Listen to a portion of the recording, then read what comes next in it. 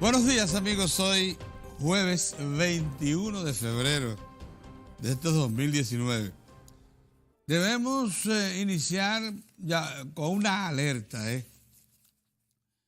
Ese experto en asuntos de la agropecuaria y de clima que se llama Manuel González Tejera, alias Manegonte, llamó la atención hoy acerca de que de inmediato se tienen que adoptar medidas precautorias para un previsible agravamiento de la escasez de agua lluvia. Miren, Manegonte hizo un estudio acerca del comportamiento histórico de las precipitaciones de agua lluvia en los meses de diciembre, enero, febrero. Como febrero está a punto de concluir, ese análisis le arrojó lo siguiente: un 50% menos de agua ha caído en estos últimos 3 meses con relación a cualquier otro periodo reciente. Y siendo estos 3 meses, diciembre, enero, febrero, los llamados en lo que es el historial meteorológico dominicano, la sequía estacionaria, es la sequía previa a la temporada de lluvia, que por cierto se extiende un poco más por el mes de marzo, que es el mes de Cuaresma, como todos sabemos, y la Cuaresma es seca regularmente. Entonces estamos ante una situación de emergencia. Y recomienda el señor Manegonte, y las autoridades debieran estar alerta a esto, que desde hoy, desde este momento, debiera pensarse seriamente en la suspensión de la operación de los llamados car wash. Pero seriamente, o sea, decirle que paren 30, 45 días, 2 meses, hasta que se aproxima la temporada de lluvias, que ustedes saben muy bien que comienza en mayo o en la segunda quincena del mes de marzo, en la segunda quincena del mes de abril. Entonces, que debiera esperarse ese momento, porque los embalses, si bien tienen el agua para la sobrevivencia, para garantizar la siembra de productos básicos, está muy reducida. Solo Salcedo recibió el agua, las precipitaciones que se estilan en la llamada sequía estacionaria, diciembre, enero, febrero. Solo Salcedo, el centro del país. El resto de las regiones del país tuvieron déficit que van desde un 60, 50, 35%. O sea, estamos viviendo momentos de verdadera angustia en todo el territorio nacional. En todo el territorio nacional. Hay zonas donde la cosa es grave. La caída de agua, por ejemplo, en la línea y en el suroeste es muy reducida. Y se sabe, como lo dicen las estadísticas, insisto, que la sequía estacionaria de diciembre, enero, febrero provoca siempre una reducción considerable. Pero esta vez es un 50% de lo histórico. Oigan ustedes, estamos ante un momento crítico que obliga a la adopción de medidas graves. Una de ellas, sugiere el amigo Manegonte, es clausurar por el momento el uso del agua en los car wash, o sea, los lavaderos de vehículos, porque allí se desperdicia una cantidad impresionante de agua. Aunque digan que están extrayéndolo de pozos, la mayoría de ellos operan con el agua potable que suplen las tuberías del acueducto. Otros lo hacen con pozos tubulares, pero como quiera, es el agua que escasea la que se emplea en esos lugares. Eso por un lado. Por el otro, en los propios hogares hay que adoptar medidas. Usted no puede cepillarse con el grifo abierto. Llene un vaso de agua, y con ese vaso de agua cepíllese y lave la boca. Báñese una vez, no dos ni tres, como acostumbra mucha gente aquí. Una vez con una es suficiente. No lave la marquesina diariamente. Esa exposición que hacen damas que se ponen en pantaloncitos cortos, abren su manguera todos los días, es una locura para lavar la marquesina. Y laven eso quincenalmente, cuanto más, una vez a la semana, pero no más. La situación obliga a medidas de emergencia. No imaginábamos que las estadísticas iban a mostrar, porque lo que va a hacer el señor Manegonte es comparar la caída de agua en las estaciones específicas. Ustedes saben que el país tiene centenares de estaciones ubicadas en lugares estratégicos de los distintos municipios del país, en todas partes, en la loma, en las medias montañas, en el llano, en todas partes. Y lo que revelan las estadísticas que captan esas estaciones son realmente alarmantes, y obligan a tomar medidas de excepción.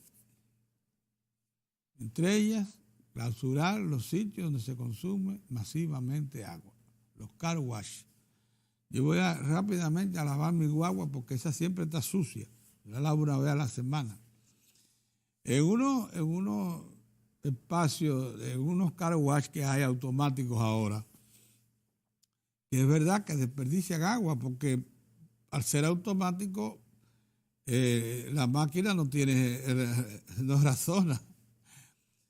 Y no es el caso de un lavador que llena una cubeta de agua y te lava el vehículo como puede. Estas son cantidades de agua, chorros de agua potentísimos, que limpia muy bien un vehículo. Y en un santiamén, usted dentro del vehículo va recorriendo y le lavan su vehículo, pero la cantidad de agua que se consume ahí es extraordinaria. Yo lo he vivido. Entonces, esos lugares, lamentablemente, no deben operar en esta coyuntura. No deben operar en esta coyuntura. Deben esperar, reanudar sus operaciones, porque no es que se les clausure, es que simplemente se les suspenda su operación una vez se normalice el periodo de lluvias, y entonces se acumule suficiente agua como para no temer que se nos va a venir encima sequías que terminan con la vida, lo primero, de los animales. Primero, lo que está pasando en la línea ya es preocupante en algunas partes del suroeste, zonas ganaderas del suroeste. Hay ganado muriendo por sed. Eso es gravísimo. Entonces, tomemos medidas. Por eso por un lado. Por el otro, que vi que se reporta como noticia que se redujo en un 50% la siembra de arroz y de bananos en la línea. En toda esa extensión que va desde Santiago Rodríguez, Mao Valverde, abajo hasta Montecristi. Pero las autoridades del Instituto Nacional de Recursos Hidráulicos advirtieron incluso que no debía plantarse arroz en esa zona, mucho menos la siembra de invierno, que es innecesaria, y reducir la siembra de primavera, que es la mayor, considerablemente, y que el agua se aprovechara al máximo para lo que la zona ya tiene, no consume tanta agua como es la siembra de banano. Y para también crear algunas lagunas artificiales para preservar el ganado. No vengan ahora a decir, como noticia, una situación que se advirtió hace meses. Eso tengo que reconocerlo. No iba a haber agua suficiente en la parte baja del sistema Yaque del Norte para garantizar cultivos que consumen mucha agua, como es el arroz. Por eso se está movilizando buena parte de las siembras de arroz de esa zona hacia el centro, hacia la zona arrocera por excelencia, el Bajo Yuna y todas las necesidades hasta llegar a Nagua, a la provincia de María Trinidad Sánchez, Salcedo, etc. Bajo Yuna hasta la desembocadura. Todo esa es la zona natural de cultivo de arroz. Y liberarla de sitios como el Valle de San Juan de la Maguana, y no se debe cultivar arroz. El agua es escasa y tiene place para otras cosas.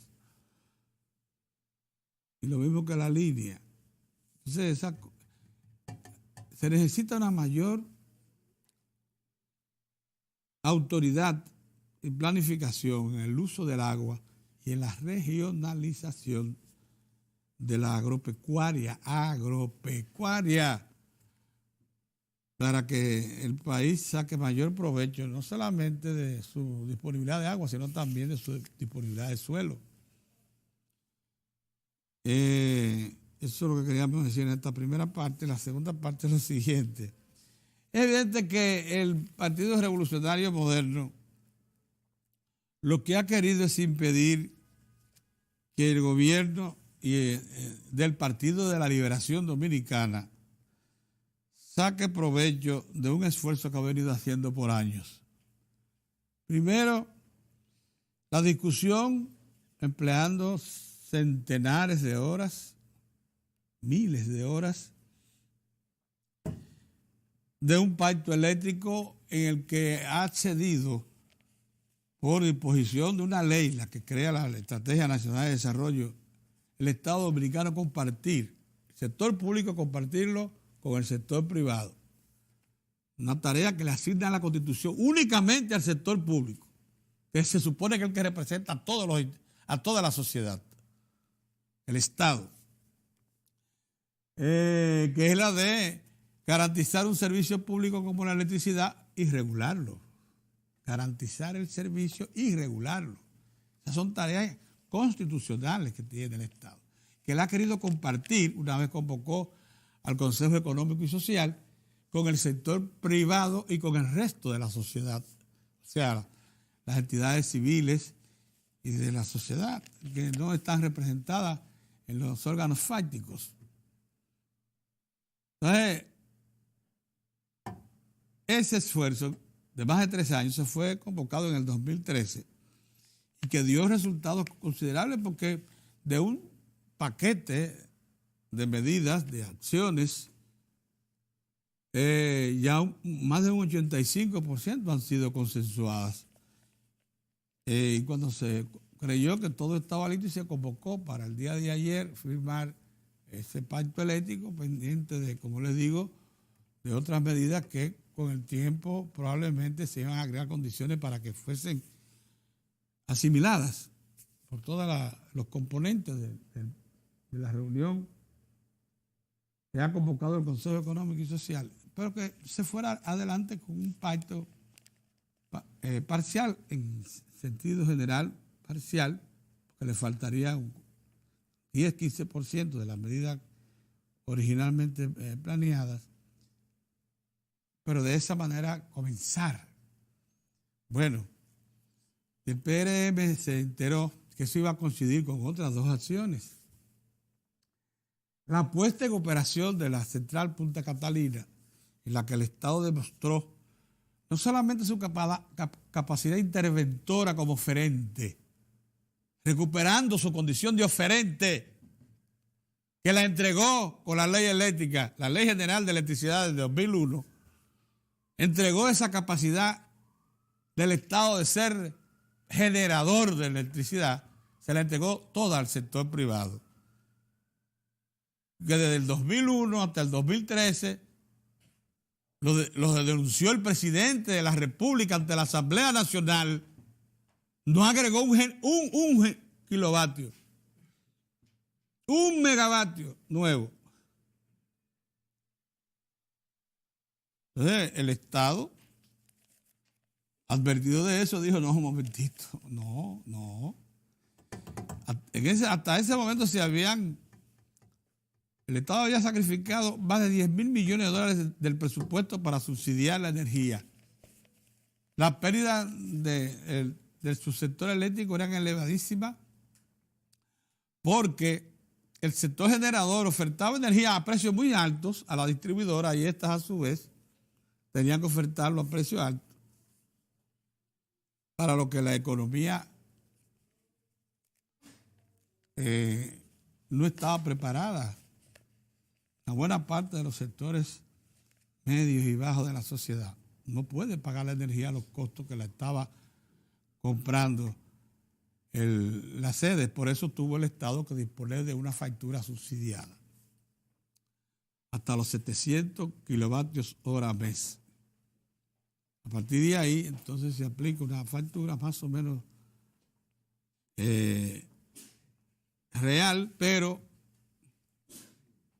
con la intención de que compense los sacrificios que adopta el propio Estado para los consumidores de menor cuantía.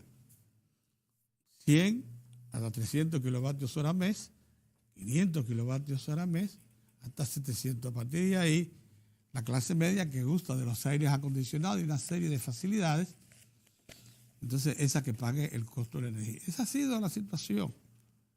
Pero eso ha hecho que el Estado promedie un subsidio de 1.200 a 1.250 millones de dólares anuales, que se iban a un pozo sin fondo, como dijo el presidente de la República. De ahí la decisión de construir Punta Catalina, para lo que hubo que modificar la Ley General de Electricidad. Por eso que ustedes ven que el PRM, para coincidir con los generadores privados, dice que se vuelva a aplicar la Ley General de Electricidad. Esa es la que ata de manos al gobierno para que no pueda invertir en nueva generación como lo va a hacer. Porque el tercer paso que está previsto en este cierre del mes de febrero, que va a ser histórico para el subsector eléctrico, es una licitación para agregar de 750.000 megavatios más generados con gas natural. Lo quiere el Estado para que entren en tiempo razonablemente corto, sea la mitad de lo que tomaría construir una central mucho más sólida que procese, por ejemplo, carbón. Esa tomaría el doble de tiempo para ubicarla en la costa norte. Prevenido de eso, el PRM ha querido, sacrificando lo que es el interés nacional, retirarse del pacto, porque uno de los condicionamientos del pacto eléctrico, así incluso lo manda la ley que promueve la Estrategia Nacional de Desarrollo, es que sea un pacto que involucre a todas las fuerzas políticas, para que no haya observación en su proceso futuro, para que ninguna fuerza política se declare luego liberada de compromiso. Cualquiera, para los próximos 30 años, porque es una ley que rige para 30 años del desarrollo hasta el 2030. Déjenme anunciarles que a pesar de esa actitud, la cosa sigue adelante, las pruebas han avanzado considerablemente. Los suplidores de Punta Catalina, los grandes, General Electric, Backup Wilcox y demás, están aquí con sus técnicos moviendo calderas, moviendo las demás partes de turbina y generador de la central. Y ya probando carbón, la quema de carbón. Ustedes saben que los procesos de puesta en marcha de estas centrales inician con lo más fácil, que es el gasoil, que quema mucho más fácil en esas calderas. Pero el gasoil fundamentalmente se empleó para soplar todo el sistema de tubería que va desde caldera hasta turbina y de turbina al generador. Se produjo toda esa limpieza. Los almacenes esos grandes de 500 metros de largo de carbón mineral, esa estructura que ustedes ven a la derecha allá, ese almacén largo, eso tienen ya más de 80.000 toneladas métricas de carbón almacenado, suficiente para iniciar un sistema de pulverizado incluso. Ya los molinos se probaron, los molinos de pulverización. Ese carbón llega en granos. Se transporta por una correa cubierta desde el barco hasta ese almacén que está ahí. Ahí están los molinos, se muelen, el carbón se pulveriza y se pasa por otra correa transportadora hasta la caldera.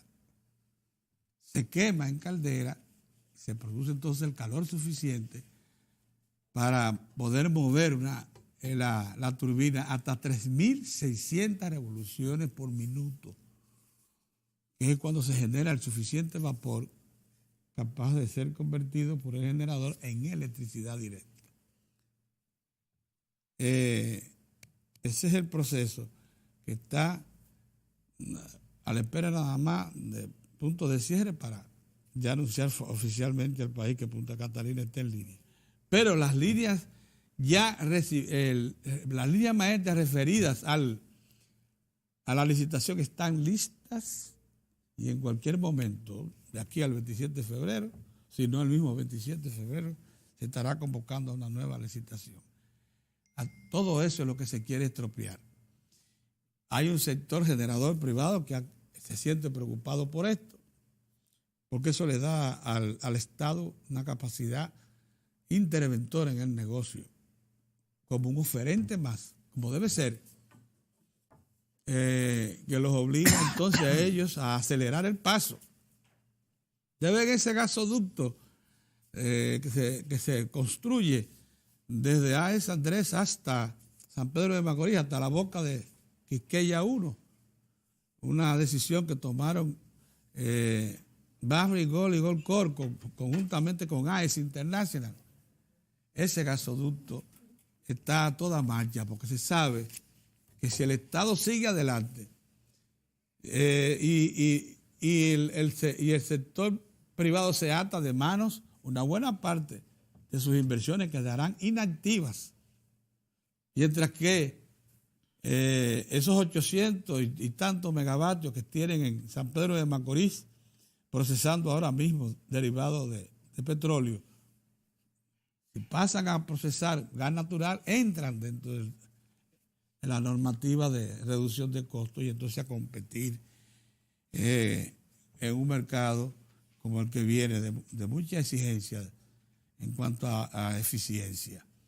Buenos días, don Mozart. Yo creo que en cualquier momento... ¿Cómo te va? Todo bien. En cualquier momento, Mozart, se estará anunciando la entrada en línea con una cantidad reducida de energía de Punta Catalina, y en cualquier momento, no dudo yo también, que el presidente estará dando su... Ya el presidente emitió, para que se sepa, el decreto o la orden administrativa que autoriza a la CDEE a llamar a licitación para una nueva central. Excelente. Que sería ya en Manzanillo. Que sería en la costa norte. En la costa a gas natural. Exacto. Excelente noticia esa. Lo que se están preparando las bases. Hay ya sugerencias muy claras para mejorar que esa licitación esté garantizada. Una de esas sugerencias es la siguiente, me gustaría adelantarla, aunque que esa licitación se haga de tal manera que solo califiquen los del G8. ¿Sabe cuáles son los del G8? Las 8 grandes naciones, las cuales tienen todas bancos de inversión del Estado que promueven las exportaciones. ¿Qué es lo que se quiere? La calidad. La garantía de que esos recursos van a estar a tiempo, sí, de que no van a proceder de diversas fuentes, como pasó ahora, Que fue un lío ese. Eso fue un lío. Entonces, lo que se quiere es que si gana una empresa de los Estados Unidos o de Inglaterra o de Japón o de China Popular, esa empresa tenga detrás a su Exim Banco respondiente. Claro. Y si bien eso le garantiza eso al ganador de un concurso que los bienes básicos van a ser adquiridos de esa nacionalidad, de la nacionalidad de la empresa, pero le garantiza al país también de que no va a haber dispersión ni retrasos. Es bueno que ustedes sepan que aquella prohibición de Obama al Exim Bank de Estados Unidos de financiar carbón, ya eso fue dejado sin efecto por el señor Trump. Eso fue de la primera medida de Trump. Esa fue una de las primeras medidas del señor Trump. Ya los Estados Unidos califican para un proyecto de carbón si lo decide el Estado. Aunque el Estado se quiere ir por gas natural, por 12 razones. Porque acorta a la mitad del tiempo de erección de la central y porque además se crearon las condiciones para usted poder contratar gas natural a precios razonables y suficientes desde Estados Unidos con nosotros como recipiente excepcional. Es bueno que ustedes sepan que nosotros calificamos. Y ya hay garantías de gas. Antes no lo había. Ya hay gas. Ya hay plantas en la costa este de Estados Unidos en capacidad de suplir el gas natural para toda la región del Caribe. Pero acuérdate que en lo que sí se mantiene es la posición decidida por el Estado de los Estados Unidos de que ese gas vaya para únicamente a los socios fiables. Ya eso, y nosotros estamos... Bueno, y nosotros somos socios fiables. Esa es la situación. Buenos días, don Orión. Hola, yo no sé si ustedes están enterados.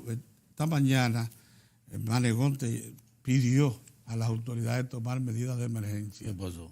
Dice Panegonte que hizo un cálculo de diciembre, enero, febrero, que la sequía estacional del país se redujo esta vez la cantidad de precipitaciones en un 50% con el histórico. Dice, ya es necesario parar la operación de los car wash. El niño creció. Dice, paren eso por un tiempo. Y recomendó medidas a nosotros, los usuarios en los hogares. Que cuando tú te vayas a cepillar, llena un vaso de agua y cepillate con un vaso de agua, porque no habrá el grifo, es lo que te está cepillando. Eso debe ser siempre así. Si te vas a afeitar, por favor, solamente abre cuando vaya a limpiar el afeitador. Y si te vas a bañar, no te bañes tanto. Una vez al día está bien. Ten cuidado, Orión. Pedro. Y si es por ti. Si es por ti. Es Pedro. Pero tú, Pedro, que has dicho que nosotros no tenemos cólera porque nos vayamos con agua y jabón. Con agua y jabón. Entonces tú estás mandando a la gente que pero es que los vecinos se bañan una vez a la semana nada más. Es por eso que le da cólera. Y por eso ahorran agua también. Qué barbaridad. Bueno, saludos amigos, saludos. Señores, la agenda de hoy, la que quisiera yo exponer, ¿no? Parece un poco complicada, pero sin embargo tiene el norte bien definido. La agenda económica que Pedro la ha tratado en estos días. Yo no voy a entender, a uno a veces le da deseo de largarse del país. ¿Cómo va a ser, hombre? Claro, Pedro, porque es que a uno... a veces también nosotros aparentamos petulantes, nosotros, el grupo aquí, porque decimos que tenemos un entendimiento mínimo de la política, del ejercicio de la política. No solo del ejercicio desde el punto de vista ético, el cual la vida de nosotros ha estado asignada por eso, la lucha política, cuando hemos participado en la lucha política, y el ejercicio profesional, también ejercerlo con niveles de ética suficientes, pero también con niveles de entendimiento. ¿Qué uno hace cuando uno quiere ejercer una actividad cualquiera, que a uno le guste o que sea necesario ejercerla? Hemos aprendido desde hace tanto tiempo que lo que uno requiere siempre es entrenamiento, capacitación. ¿Es así? Sí. Yo quiero ser zapatero. Sí. Bueno, entrénate, aprende a pegar la tachuela, a arreglar la suela de los zapatos, lo que sea. Es decir, capacitación y entrenamiento. Uno le dice al país, Infotep es una institución estratégica para la nación porque promueve capacitación y entrenamiento. Así es. Los ¿cómo se llaman? Los institutos vocacionales de las Fuerzas Armadas son importantes por la misma razón. Las empresas tienen que tener niveles de inversión para capacitación y entrenamiento de sus recursos humanos. Ahora le llaman sus colaboradores. Lo que llaman community college, por igual. Como la sociedad le ha dicho que en el intermedio de la educación, entre uno termina la educación básica, pasa a la educación intermedia y para ir a la universidad se requiere que en un interregno para que el alumno, el estudiante, se entrene en una específica actividad y luego prosiga sus estudios. Y se ha organizado la educación de tal manera que hay institutos como ese que tú mencionas, que te dice, tú no tienes problema en ir a la universidad, incluso si te retrasa un año para ingresar. Porque aquí no solamente te vamos a entrenar, sino que te vamos a adelantar tu universidad. Cuando tú vayas a la universidad en la carrera que tú has escogido, que aquí tiene un entrenamiento preliminar, pues esa materia ya tú la tienes pasada cuando llegue a la universidad. Lo que pasaba con el colegio universitario, que era más bien para nivelar el conocimiento de los estudiantes secundarios que llegamos bachiburros a la universidad. Con distintos, como tú dices, nivelar, o con distintos niveles de formación. Sí, que había que nivelarnos, Pedro, había que nivelar. Incluso en algunos casos alfabetizarnos. Me incluyo para no llamar la atención de otros. Pues bien, digo esto porque el ejercicio de la actividad política es igual. O sea, usted no puede ser político porque usted es rico. Usted no puede ser político solamente porque usted es nieto de Trujillo.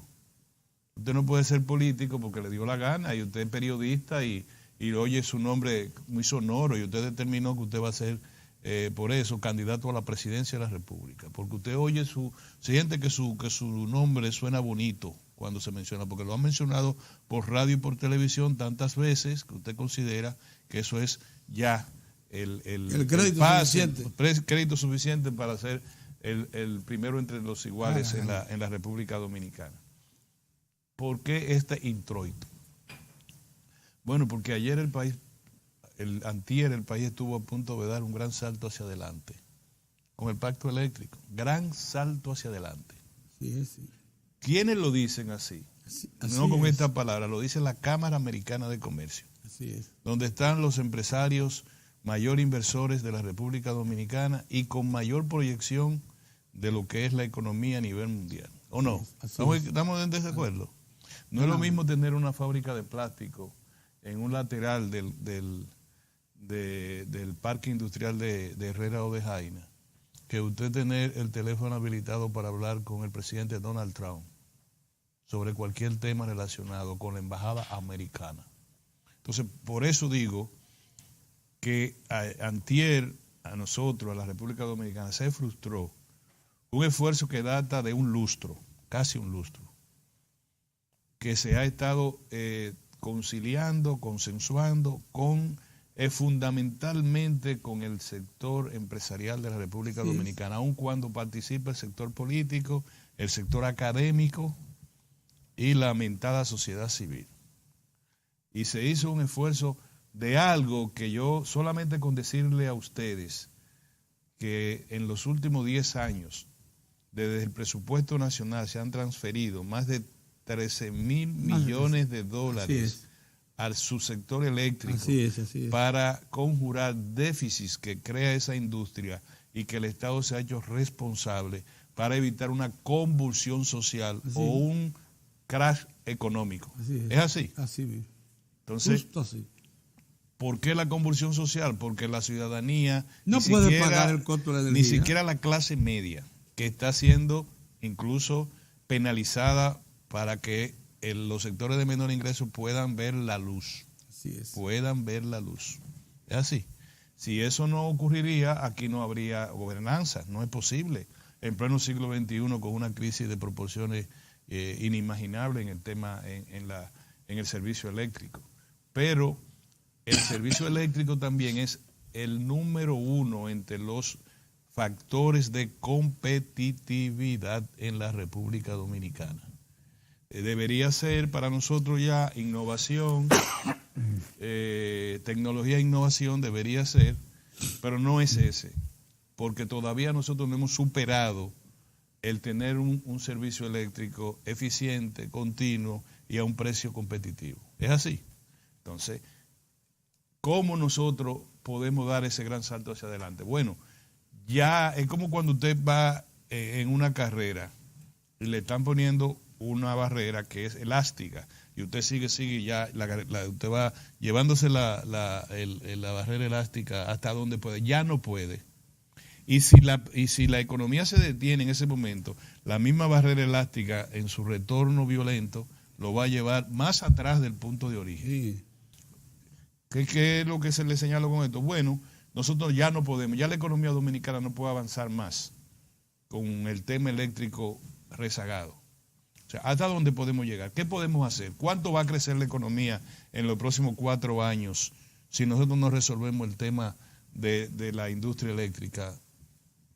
Adecuarla, alinearla a los planes de desarrollo que se establecieron en la Estrategia Nacional de Desarrollo del año 2005.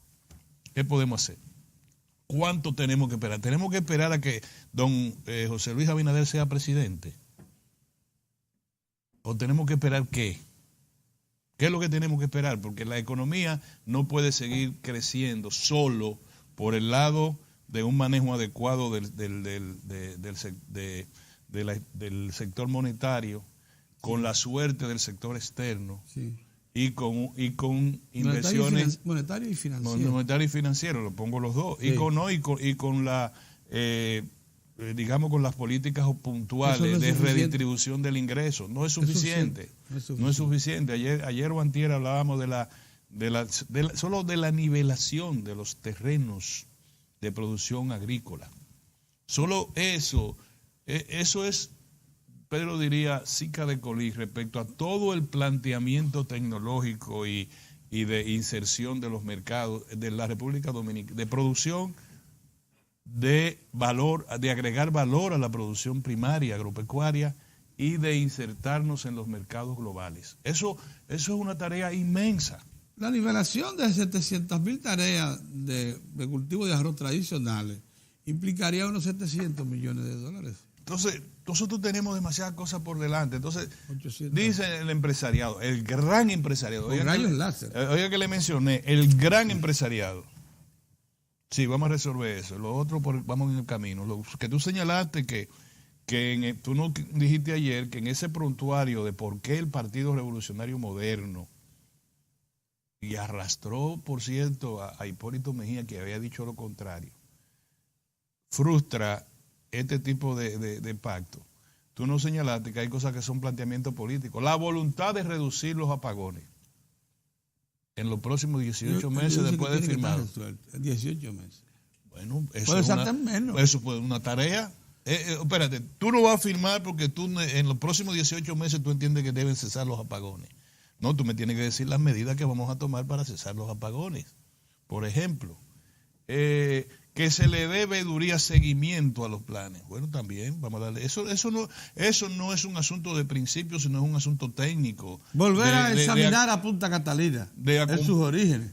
Bueno, ahí tú te fijas, son planteamientos como decir. Una planta que ya es decir, hay una cosa que tú me dices, vamos a hacer, el acompañamiento del pacto debe tener todo contrato, dice al final, las partes afirman que cualquier situación cualquier contradicción en la interpretación de este acuerdo se remite al derecho común, cuando no hay más nada.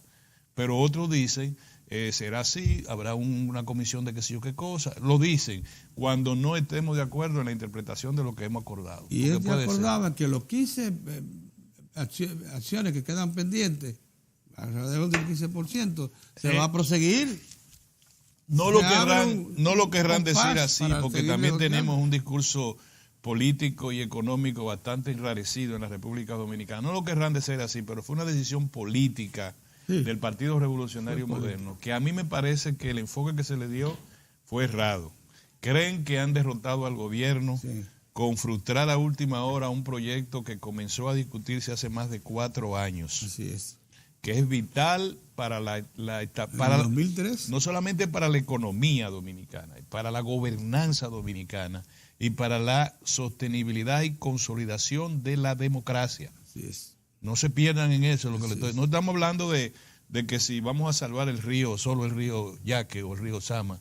Estamos hablando de la democracia dominicana, estamos hablando de la supervivencia política del país, de la estabilidad y de la consolidación política. Oye, si no, tú me dices qué ha pasado cuando nosotros teníamos los apagones de 20 o los prendiones, para utilizar una expresión, de 1 o 2 horas diarias o 3, y de ninguna en los sectores populares. ¿Qué es lo que pasaba en la República? ¿Cómo nosotros teníamos el nivel de crecimiento y por qué? Le voy a decir una cosa a don Luis Abinader. Tengo que decir directamente porque él se tomó el pleito para él. Y él es un líder de referencia importante para la República Dominicana. Tengo que decirle dos cosas. Primero, erró en creer que eso tiene un efecto positivo para su candidatura presidencial. En este momento, la República Dominicana no es América Latina, están confundiendo, no es el resto de los países que están en convulsionado, que tú participas del problema y no de la solución. Venezuela, Brasil, Argentina.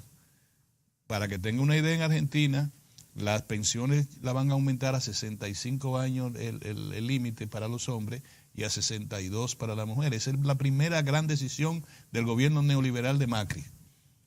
Forman parte del problema, Pedro, no forman parte, eso no es una solución.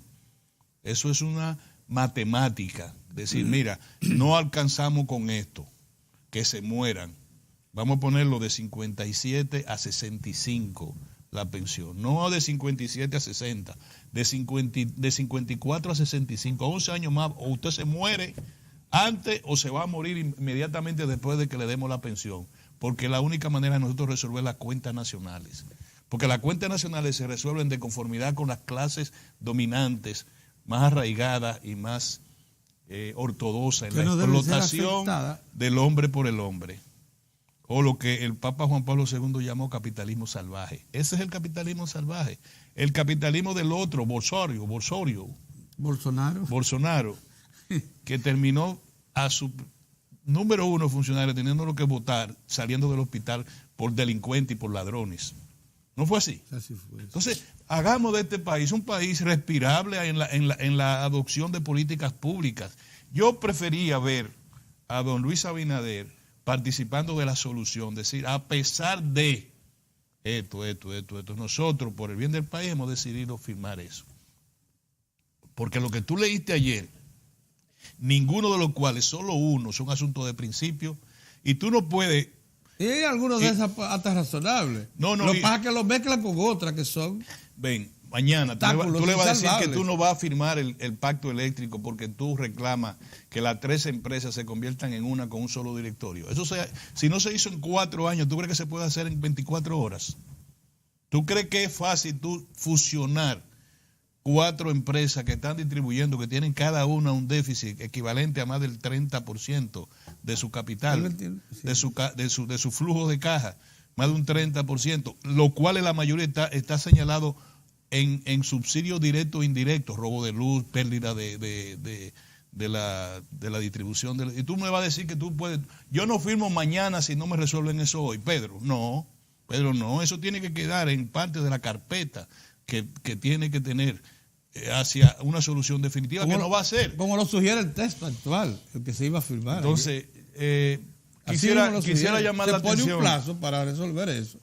Que a mi modo de ver es un grave error, ha atascado quién sabe por qué tiempo más, Pedro. A partir de ahora se fuñó eso, hasta mucho después que se instale el próximo gobierno en el Palacio Nacional, hasta mucho después que se instale un gobierno en el Palacio Nacional. Si el señor Luis Abinader cree que eso va a su prontuario de éxito político, bueno, pues si yo fuera siquiera su consejero mínimo, yo le dijera, eso es un error. Usted ser parte del problema no es, usted tiene que ser parte de la solución. ¿De acuerdo? Esa es una que quisiera llamar. Y quisiera llamar que el país está perdiendo su vocación de promover consenso. Y promover consenso económico la perdió. Y la va a perder por el camino que va la vocación de promover consenso político. Si no, Mozart es más amigo de las redes que nosotros dos. Miren las redes. están derramando aguas entre las manos que no van a poder recoger en la crisis del PLD. Están derramando aguas que no van a poder recoger.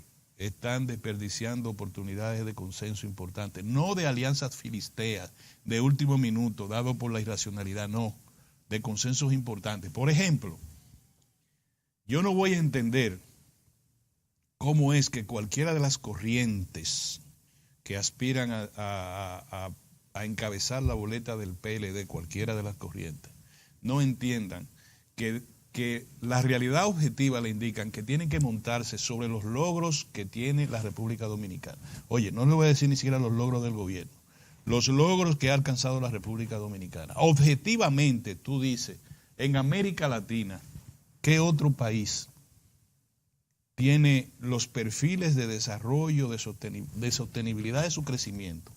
Te van a decir, y de predictibilidad. Y te van a decir, más te van a importante. decir uno que tiene, que simplemente, porque, entre otras cosas, tiene su mérito, que es Panamá. Después búscate. En términos políticos, gobernanza, desarrollo, como tú dices, predictibilidad, etcétera, ¿qué otro?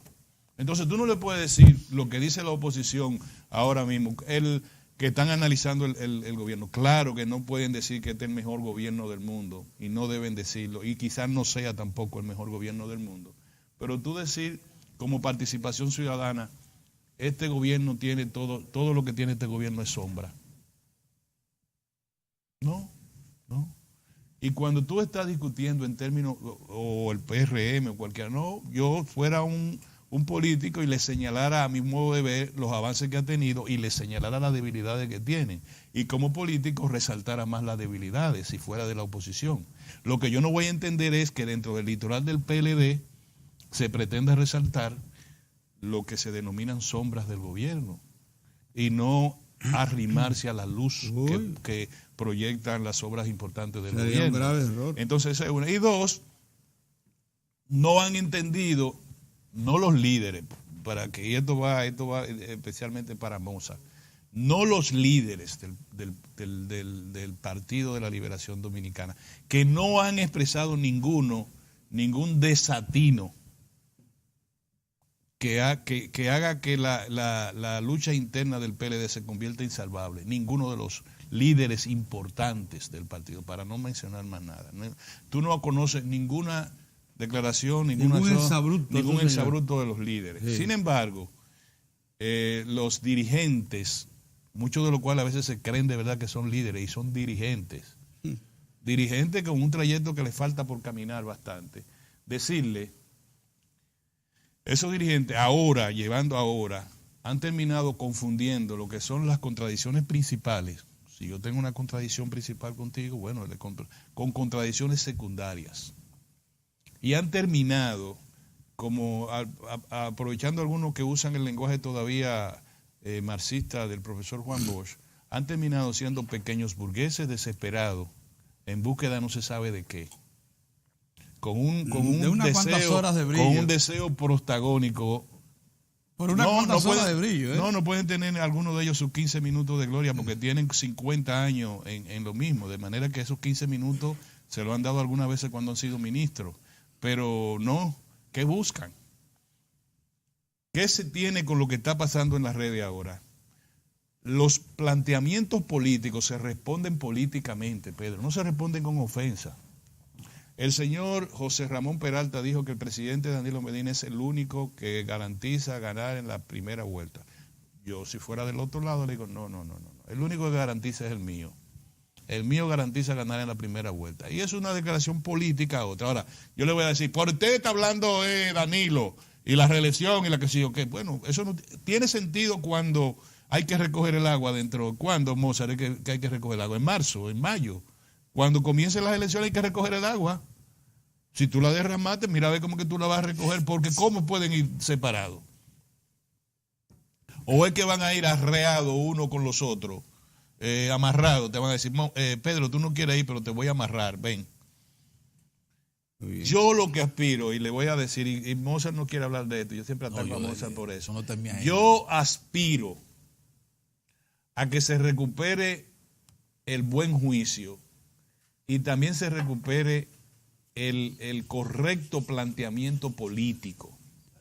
Yo no hago nada con decir, nuestro invitado, que es un gran amigo nuestro, político de su niñez, decirle, ese es un tipo de tal cosa, ese es lo que lo está mandando el fulano de tal y qué sé yo cuánto.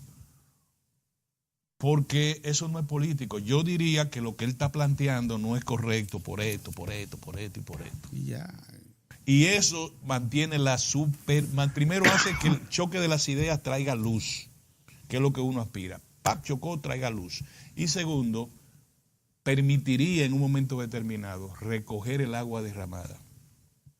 ¿Se entiende? Ok. Muy bien, buenos días. Buenos días, don Mozart. Buenos días. Entonces Manegonte dice que el niño creció.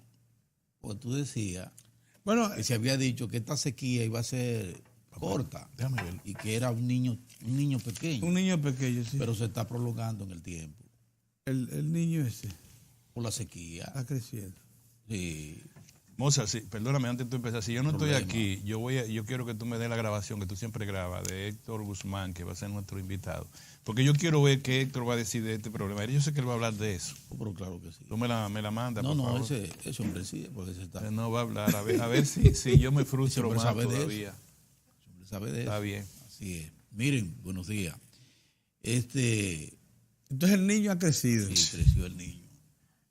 Peligroso. Y anda una niña también por ahí. Peligroso eso. Pero bueno, vamos a ver que tomen la medida que tengan que tomar las autoridades, la gente de la casa, INAPA. Sí. Sí, que la tomen para. Sí. Y la Hay gente, que tomar medidas. Y la gente que sepa que tiene que racionar. Medidas de emergencia, de urgencia. El agua. Eso es así. 70 millones. Eso es importante. Pero miren una cosa. El tema obligado es el tema de la energía. Y no puede ser de otra manera. Ese es uno de los problemas y de los retos que afronta la República Dominicana, que debe seguir derribando obstáculos a los fines de responderle a la nación, no a uno u otro interés político o económico de ninguna naturaleza, sino responderle a la nación. Y la nación somos todos, consumidores de un servicio deficitario desde hace mucho tiempo, sumamente costoso y que trajo consigo la nefasta estructuración de toda una mafia, una corporación mafiosa que hizo del apagón una industria en el país. Y que felizmente eso ha ido siendo corregido por la voluntad que nunca existió en la República Dominicana hasta que un presidente, Danilo Medina, yo lo voy a reivindicar siempre ese, y que no se pongan guapos los otros, hasta que la voluntad expresada por el único presidente que ha expresado una voluntad, Danilo Medina, cuando dijo, basta ya, y entonces comenzamos el desmonte de los contratos onerosos, terribles, de toda esa engañifa que se estructuró aquí en el país, involucrando partidos, funcionarios, legisladores, porque eso involucró a muchísima gente, comunicadores que sirvieron de mampara a esa estructura, debida y felizmente desmembrada por la voluntad política necesaria para combatir esos flagelos, que es el primer componente para usted resolver un problema nacional, es la voluntad política.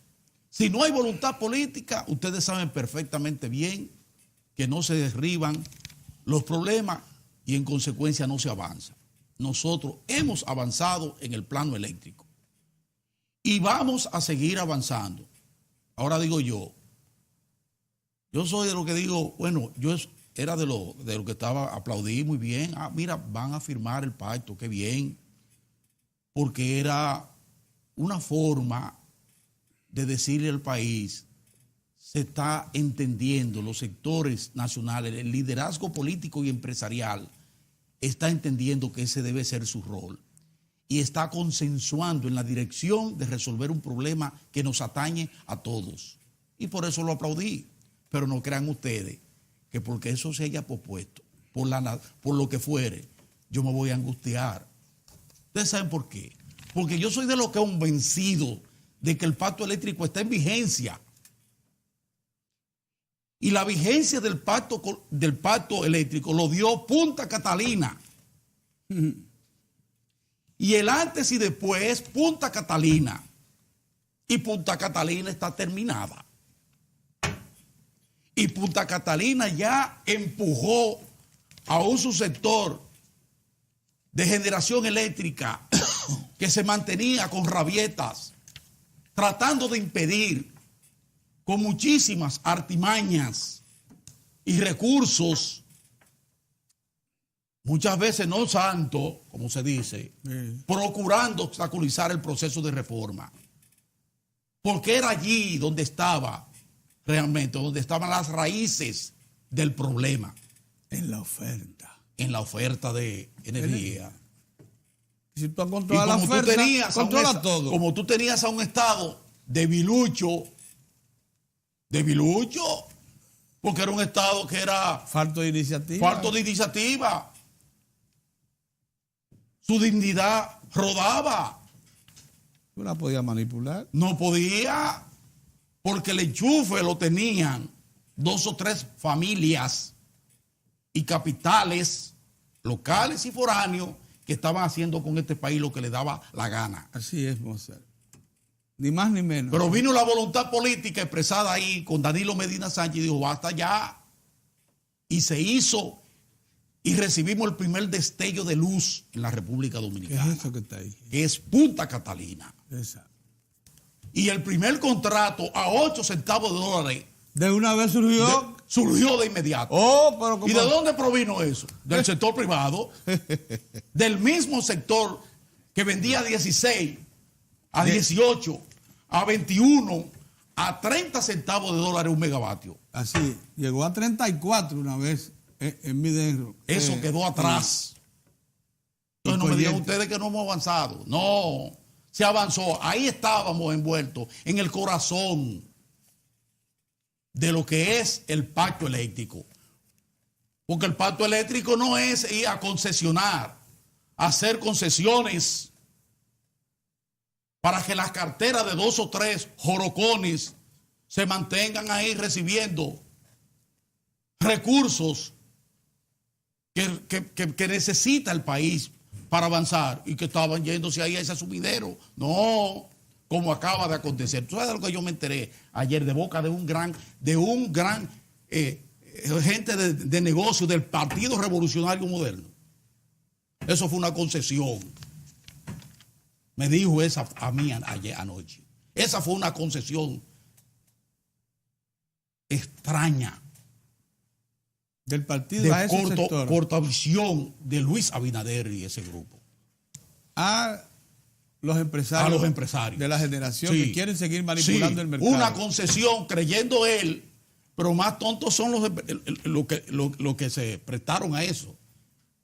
Porque si hay algo que se le ha demostrado a ellos es que ya la pava no pone donde ponía. Oh, no, ya no pone, no. Que ya esas concesiones espúreas de estar diciendo cuando yo sea presidente por aquí que vaya el asunto y voy a disolver eso y esto va a correr por ahí. Apuesten a mí. Esa jerga, eso es un error garrafal del político y del capitalista que cree en eso, que pierde su enfoque, que no ha visto que a pesar de que ciertamente han dejado de ganarse un dinero espúreo, porque es verdad que se lo han dejado de ganar, no menos cierto es que tienen garantizado en la República Dominicana un clima para la inversión sana que le genera recursos, como están demostrando algunos de ellos que han invertido. No en el monto y velocidad que ellos desean, pero sí lo razonable. Pero puede ser, pero sí lo razonable. Ya, pero ese es el asunto. Sí, lo razonable. Y ellos van a ser y son parte fundamental del proceso de cambio que reclama y que es indetenible el subsector eléctrico en la República Dominicana. Ellos, los empresarios. Por eso yo veo con mucha felicidad esa postura expresada ayer por la Asociación de Industria, por la Cámara Americana de Comercio, lamentándose de que no se, Eso sí se dieron de que no cuenta. se firmara, porque eso está claro. Pero hay 2 o 3 empresarios que no salen de la caverna, y 2 o 3 alitas cortas. Perdóneme, don Luis, pero esa es la expresión que usted me acaba de dar con esa postura, que ha sido inmediatamente una ofrenda a su compañero, expresidente de la República, Hipólito Mejía. Son prácticas arcaicas de política. Que horas antes había dado Ya superado. una manifestación de cordura, de racionalidad, cuando dijo, ese pacto lo reclamamos, no es el que todos deseamos, pero es un paso de avance. Así se expresaba horas antes Hipólito Mejía con relación a eso, y eso fue fulminado por la concesión alegre,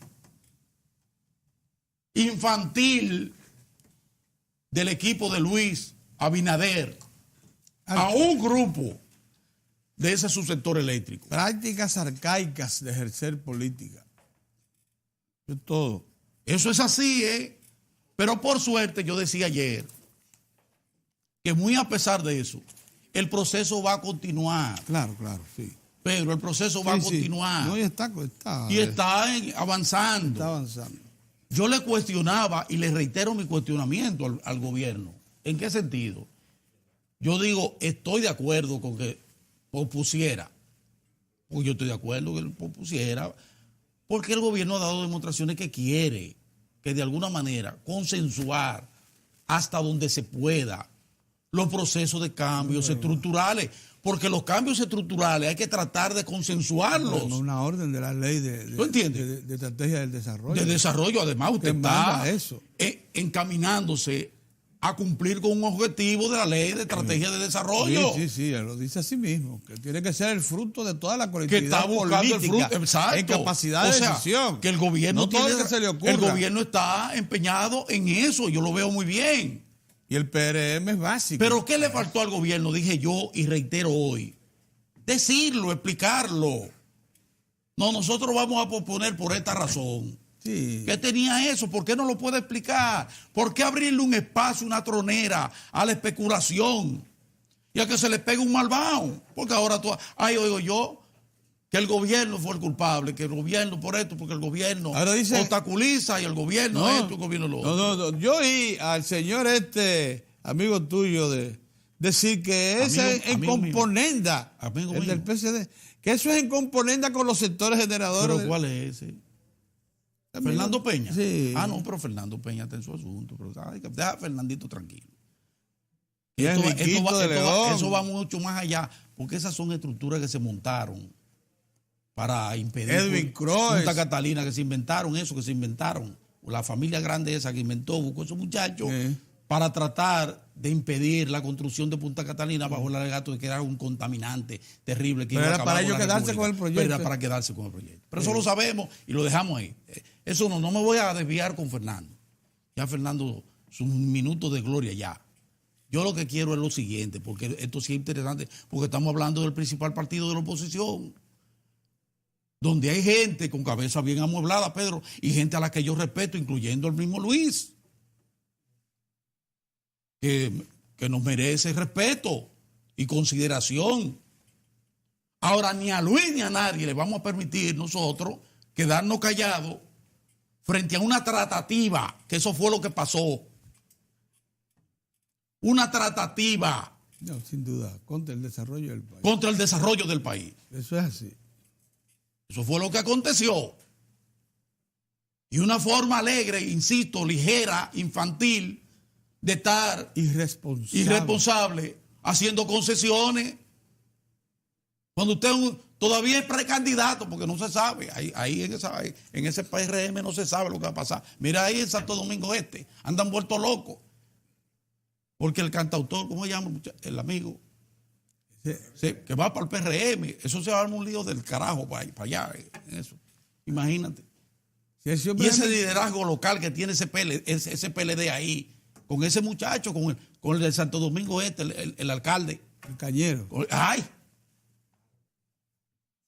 El Cañero no es un fly. Eso no es un fly.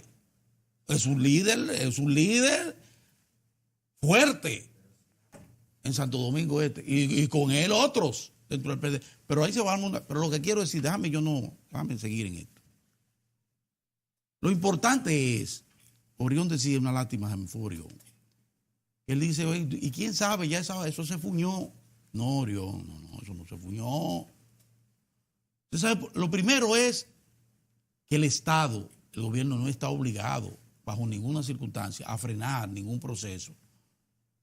Porque uno u otro sector de los participantes no está obligado a eso. No, además porque a final de cuentas se apoya la Constitución y sigue adelante. A final de cuentas agarra la Constitución de la República y dice, bueno, entonces va a aplicar y pan, y lo aplico. ¿Cómo me lo asigna como tarea? ¿Cómo me lo asigna como tarea la Constitución de la República?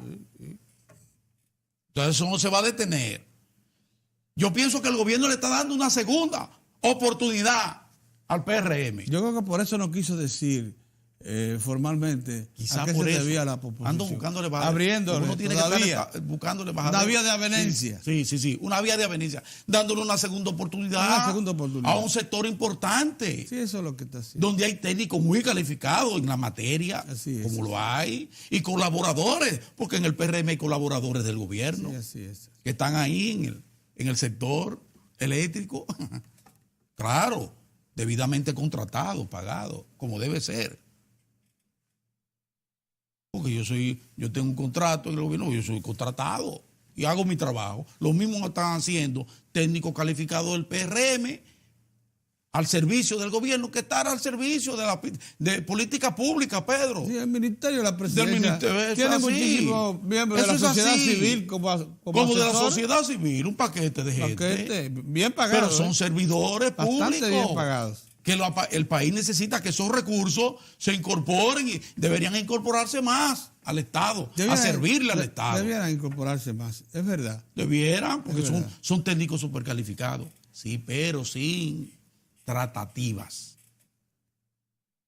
Y lo del PRM fue una tratativa de un sector del PRM con un sector de los generadores. Una acción irreflexiva. Con un sector de los generadores. Una tratativa que tenía como primer eslabón supuesto favor a favor del PRM, que le quitaba un punto luminoso al discurso del 27 de febrero. Ese es el propósito, ¿eh? Pero eso se llama tener alita corta, de visión.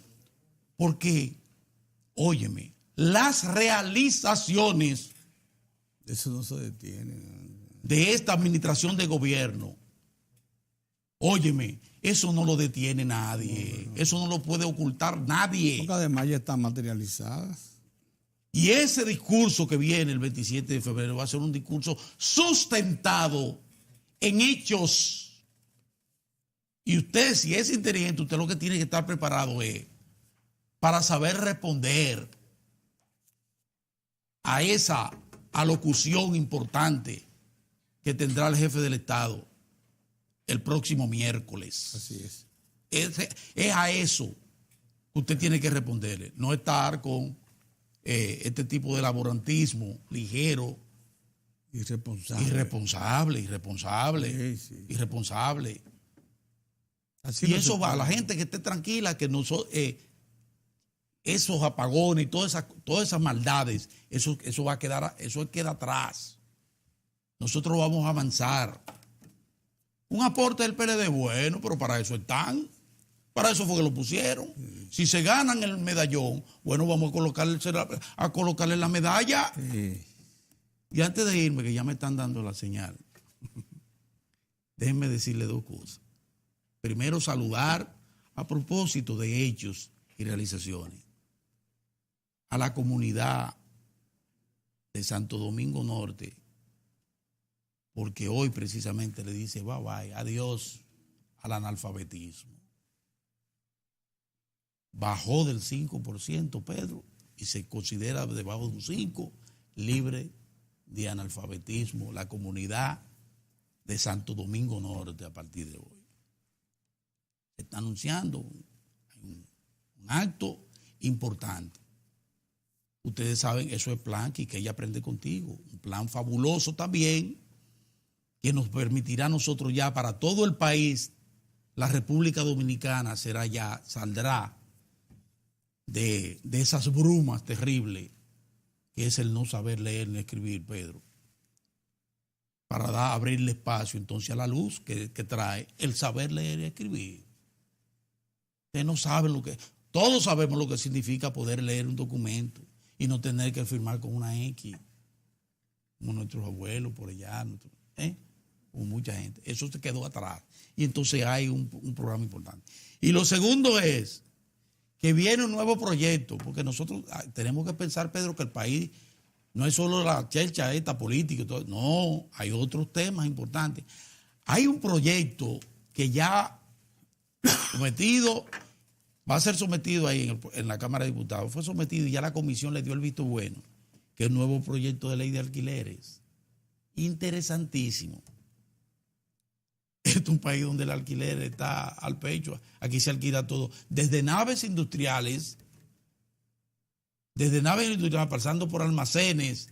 Ahí están garantizados los recursos que Hasta necesita el Banco casa, Agrícola y todo eso. para sustentar el programa de modernización de toda la agropecuaria dominicana. Le van a dar en el pecho a las moras. Ahí están los dineros que se necesitan para el campo. Hay que depositar en el Banco Agrícola y depositarlo a tiempo, porque le van a marchar a eso. ¿Qué?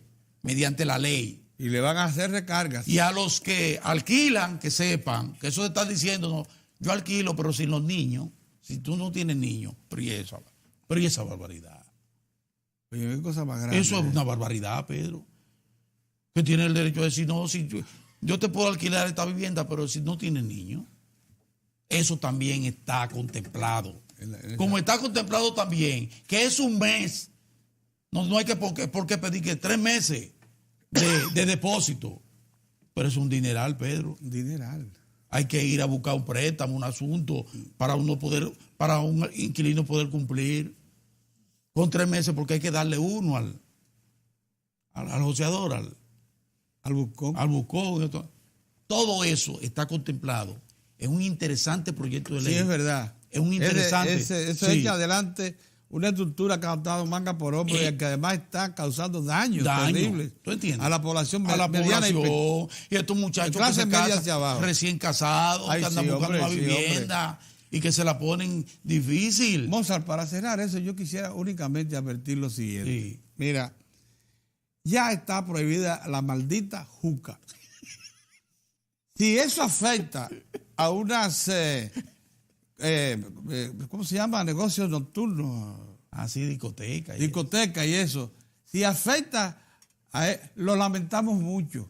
Porque ahora yo estoy oyendo comentarios, Mozart, de gente que hace opinión en la radio, lamentándose de que eso va a causar un efecto negativo en la operación de la discoteca y eso no es verdad. Antes de la juca, la gente no. Pero señores, es que nos estamos volviendo locos. Es que eso causa problemas severos respiratorios y que es una gallo locura introducir eso en este país. Eso está prohibido ya por ley. De manera que eso no tiene regreso. Sí. No, si quiere que sometan una instancia donde tenga que someterlo, porque tiene el componente eso no tiene regreso. Que te lo prohíbe dentro de tu casa también. ¿Entiendes? No, la importación y todo de eso. Está prohibido todo ya. Sí. Pero lo de alquiler, eso es fundamental. Muy bien. Ahí está Héctor Guzmán. Ay, sí, con él vamos a conversar. Que les reclamé en estos días que me lo encontré, pero ven acá, tiene que ir por allá porque hay temas que Héctor lo maneja. Óyeme. Bueno, con él vamos a hablar en un momento. Vamos a pasar unos mensajes y regresamos.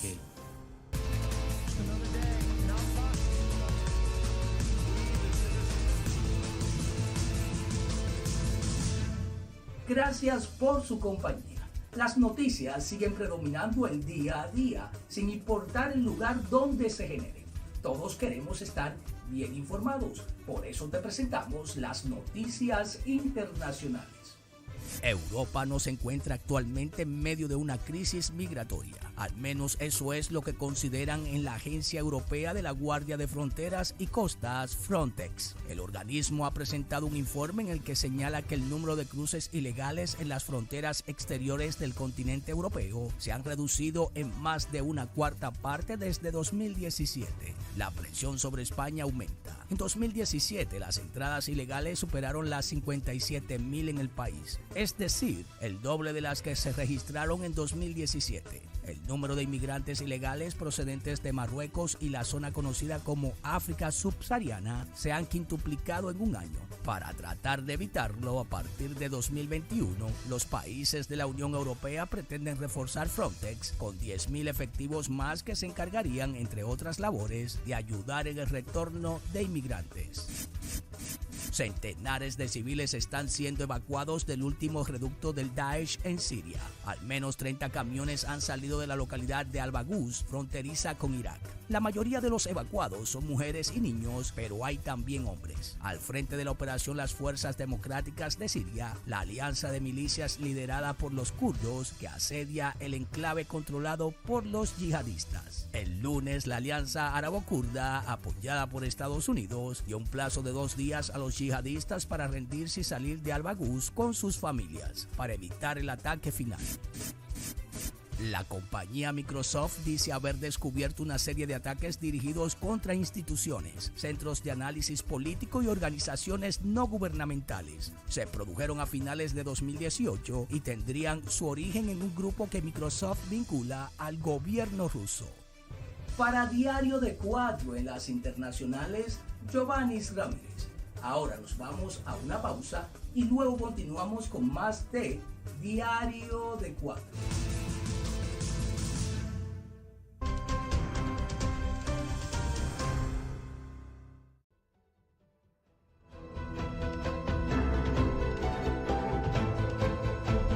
Bueno, cuando se enrarece un poco y le hace difícil a la opinión pública, al vulgo, al común, entender los acontecimientos políticos que se están desarrollando, Diario de 4 acude inmediatamente a Héctor Guzmán, dirigente del Partido Revolucionario Dominicano, porque él sí está en el INSAI. Pero un político de verdad.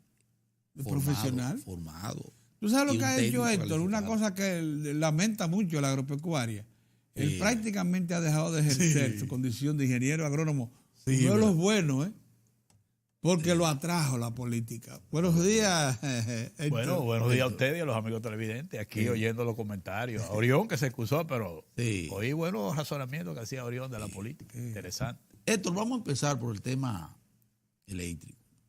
¿Cómo tú ves ese panorama, esta nueva situación que se ha dado luego de que se opusiera la convocatoria al Consejo para la firma del pacto, la posición del PRM? ¿Qué cosas se mueven? ¿Qué interés hay ahí? ¿Cómo tú lo ves? Mira, yo siempre he dicho que el tema eléctrico del país, como el tema de la educación, el problema del narcotráfico, son temas que tienen que estar por encima de intereses políticos partidarios. O coyunturales. Sí. Sobre todo de intereses políticos partidarios de campaña. Sí. Tú no puedes asumir actitudes con el manejo de estos temas de antireeleccionismo, de anti-PLD, de anti-PRD. No debe ser así. Porque si te enfocas ahí, va a actuar en contra de los intereses del país. Cierto. Porque, por ejemplo, el tema eléctrico envuelve mucho dinero, muchos intereses económicos. Familias importantes del país. Muchos intereses económicos. Y te lo está diciendo una gente que en el gobierno de Hipólito Mejía, cuando se estatizó de nuevo las EDES, me tocó a mí entrar en ese sector para ayudar a que ese sector, la sede, más o menos el Estado, pudiera manejarse porque eran los españoles que la tenían. Sí. Y la cosa que uno vio ahí, uno tiene que tragársela y llevársela a la tumba. Porque ese es un sector que mueve tanto dinero que es lo que más afecta en términos presupuestarios a un gobierno también. Porque cada vez que viene ese subsidio, tú tienes que buscar los cuartos como quiera. Eso no es fácil. Así es. Y si va y mide el impacto que eso tiene en la población socialmente, todavía es mayor la situación. Yo recuerdo que nosotros teníamos unos programas de asistencia social que hacíamos todos los fines de semana. Llevábamos medicina, llevábamos INEPRE, todo eso. Y un barrio, todo eso estaba bien. Desde que le daban 2 o 3 apagones, todo eso se olvidaba. Eso es así. Oye, que te lo estoy diciendo por experiencia. Sí. Nosotros íbamos a Capotillo Y eso era leche gratis, asistencia médica gratis, comida, INEPRE barato, todo ahí. Y el barrio contento todo el mundo. Al otro día, 2 días de apagones, goma quemada. Y tú decías, pero ¿y cómo? Para que ustedes vean el impacto que tiene ese tema socialmente hablando. Y en lo económico, ni hablar del dinero que se mueve ahí. Cuando usted también ve que gente que fueron funcionarios en un gobierno determinado, vamos a decir, en la CDE, como se llamaba antes CDE, años después usted lo vio representando a la generadora en el país. Contra la CDE. Sí, contra la CDE. Yo era uno de los que en el gobierno de Hipólito Mejía me sorprendí cuando yo decía, pero ven acá, y tú no eras superintendente, y tú no eras tanto de la CDE, y ahora tú estás representando aquí esta generadora de Puerto Plata. Pero eso es en todos los gobiernos, no solamente. Yo decía por aquí, sí, eso se da todo. Pero estoy hablando en sentido general, Sí, porque yo estoy viendo el problema en sentido general. Claro. Entonces, no hay duda de que ahora, por ejemplo, el presidente Danilo Medina, con todo lo que yo he podido informarme, está llevando un plan que va a chocar con esos intereses económicos fuertes. Porque no es de dudar que cuando se daban todas estas situaciones de generador, estamos hablando de mucho dinero, señores. Es interés económico que están enfrentando, son mafias. Claro. Sí, claro que sí. Instaladas que habían ahí. Y desmontar todo eso No es fácil. no es fácil. Lo de Punta Catalina, entonces vieron toda una campaña contra eso. Un proyecto de instalación de planta de generación a carbón que la tenían todos los partidos en los programas de gobierno como oferta. Oye ese dato. Para que estemos claros. Oye ese dato, Yo lo digo porque yo conocía bien el programa de gobierno de nosotros en el 12. Y usted buscaba cada partido y planteaba lo mismo. Porque es una necesidad. Los técnicos del sector eléctrico son como los técnicos del sector agropecuario, que todos somos amigos, todos somos compadres, todos somos compañeros y conocemos todo. Aunque sean de parcelas aunque estén en políticas partidos diferentes. Ustedes lo Sí. van hablando, pero toditos se relacionan. Sí, claro. Así Y es. se apoyan uno al otro. Para que estemos claros. Entonces, con un tema como este, aquí se sabe por dónde es que hay que ir la cosa. Ahora, cuando no hay voluntad, sigue el desorden. Porque aquí hay gente que se aprovecha del desorden. Y hay gente que quiere que siga el desorden. Al que le afecta el desorden, se opone a que se ponga el orden. Eso es como pasa en los partidos políticos. Cuando tú hablas de la ley de partido, la ley electoral, hay gente que de la boca para afuera te hablan de eso, pero cuando comienzan las medidas, ahí viene la reacción contra esas medidas. Entonces, en este tema del pacto eléctrico, yo creo que el país necesita ese pacto eléctrico porque es al país que le conviene que hayan regulaciones, que haya orden, que haya objetivos claros, porque no solo es un problema de una ley, es que en la ley tú no vas a ver objetivos, en la ley tú no vas a ver metas, en la ley tú no vas a ver compromisos de todos los actores. Por eso, yo siempre he dicho, todo lo que es un pacto, aunque no esté usted 100% de acuerdo, usted tiene que participar. Por otra cosa también, políticamente inteligente. Los espacios de diálogo usted no lo puede abortar. Exactamente. Porque donde usted es minoría, donde usted puede lograr algo que usted no puede lograr como minoría, es en los procesos de diálogo, es en los escenarios de diálogo. Y hay mucha experiencia en este país de eso. Sí, señor. O sea, ahora mismo el partido de oposición es el PRM. Y el partido mayoritario en el Congreso y en todos los espacios de, vamos a decir, del Estado de poder, mayoritario es el PLD. Sí. Entonces, si tú eres minoría, a ti es que te convienen los espacios de diálogo donde tú puedes lograr que otros actores puedan llevar a buscar conquistas que tú quieres y se le pueda imponer al partido que es mayoría. Por supuesto. Pero si tú esos espacios de diálogo, de consenso, como son los pactos, tú lo boicoteas, tú lo torpedeas, tú estás en contra de algo que te puede beneficiar a ti, no solo al país. Así pasó con el diálogo cuando se comenzó a discutir la ley de partido. Ustedes se recuerdan que los Camaima con Agripino Sí. pusimos como condición tal cosa y abandonamos el diálogo y lo abandonaron. Y lo abandonaron. Y lo abandonaron en un momento que era contrario a la estrategia que inicialmente ese partido, cuando yo estaba ahí, se había trazado. O sea, que era esa. Son reincidentes. Que había que impulsar espacios de diálogo para lograr ahí decisiones que otros actores compartieran contigo y pudiera tú lograr sacarle al partido de gobierno que tiene mayoría esas decisiones. Como lo hizo el PLD con nosotros. En el gobierno de Hipólito Mejía, el PLD propició un pacto para reformar la ley electoral, pero en el marco del diálogo nacional. Y teniendo el PLD un solo senador, hubo que aprobar ese acuerdo. Sí, señor. Con un solo senador que modificó la ley electoral, que creó las 2 cámaras, ustedes recordarán aquella vez. Sí. Y eso a ellos les convino. Pero ¿cómo lo hicieron? Por esa vía. Porque ellos saben que en el Senado lo podían hacer, porque era un solo senador. Entonces, cuando yo veo este tipo de comportamiento, a mí me preocupa, porque el liderazgo político dominicano tiene que saber diferenciar lo que son temas de tipo político partidario y lo que son temas nacionales. La Estrategia Nacional de Desarrollo que todos apoyamos establece 4 pactos. El fiscal, el social, que tiene que ver con los trabajadores y patronos, el educativo y el eléctrico. Por eso fue como parte de un consenso de todas las fuerzas políticas y sociales. Entonces vamos a impulsarla.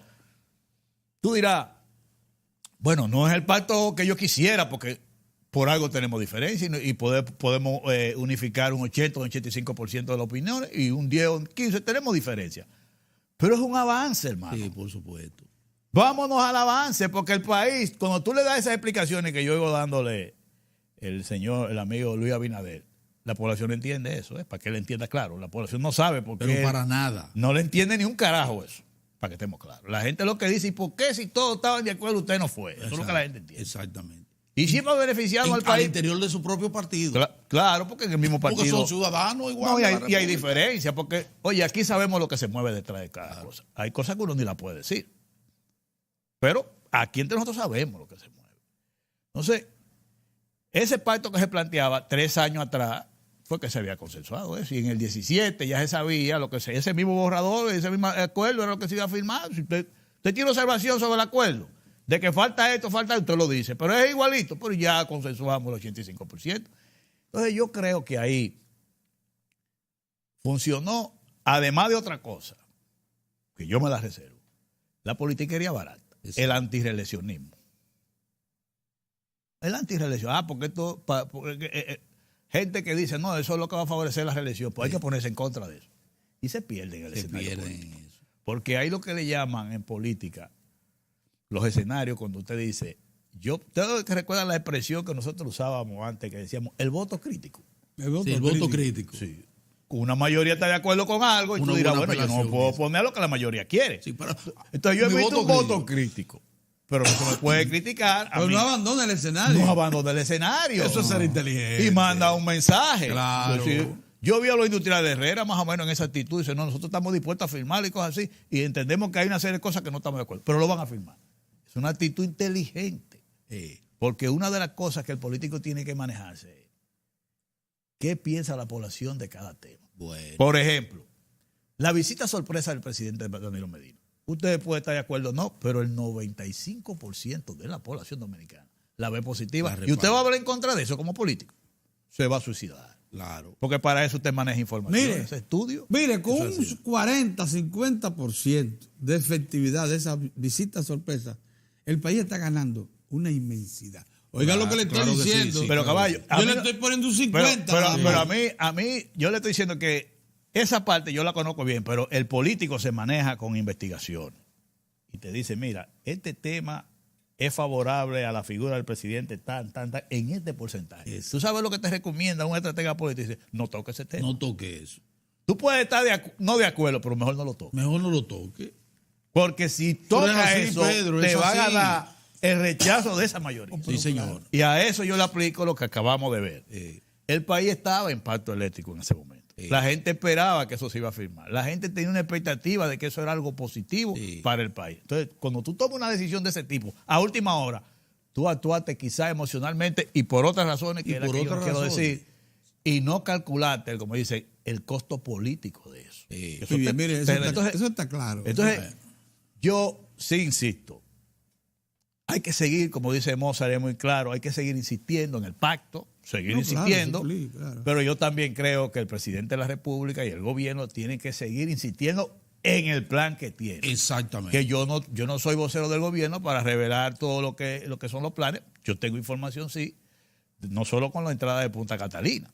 Que quiero que sepa que aquí hay mucha gente que le gusta hablar de Punta Catalina, pero no han ido allá a conocer qué es lo que se está haciendo ahí. Exacto.